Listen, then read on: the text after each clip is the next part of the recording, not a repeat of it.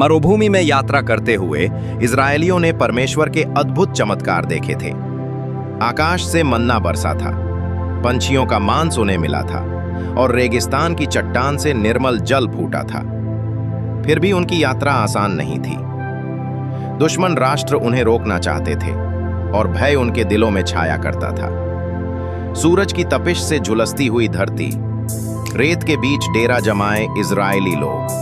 अचानक धूल का तूफान उठता है और दूर से अमालेकियों की विशाल सेना दिखाई देती है।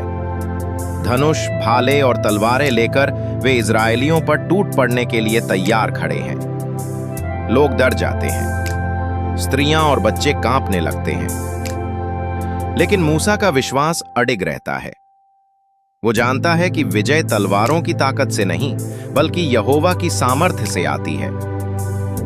यहोशू को मूसा आदेश देता है, तू वीर पुरुषों को लेकर युद्ध के लिए निकल और मैं पहाड़ी की चोटी पर जाकर यहोवा की ओर हाथ उठाऊंगा।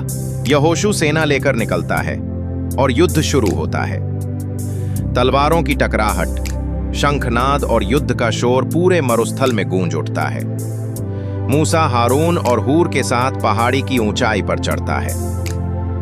वहां खड़े होकर वो अपने दोनों हाथ स्वर्ग की ओर उठाता है और जैसे ही उसके हाथ आकाश की ओर उठे, इजरायली सेना विजयी होने लगती है। तलवार की हर चोट दुश्मनों को पीछे ढकेल देती है। पर जब मूसा थक जाता और हाथ नीचे करता, अमालेकी सेना बल पाने लगती। ये देखकर हारून और हूर तुरंत मूसा को एक चट्टान पर बैठाते हैं और वे दोनों उसके हाथों को थामकर ऊपर उठाए रखते हैं। उस क्षण पूरा आकाश मानो यहोवा की महिमा से भर गया। सूरज के बीच से एक स्वर्गीय किरण मूसा के उठे हाथों पर चमक रही थी।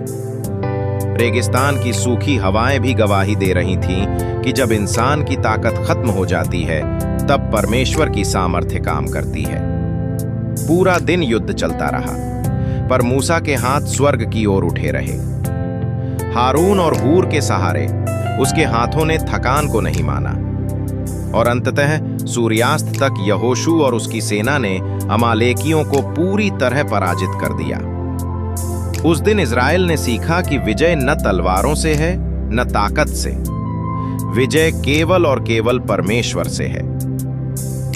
मूसा ने वहां एक वेदी बनाई और उसका नाम रखा यहोवा निस्सी, अर्थात यहोवा मेरी ध्वजा है।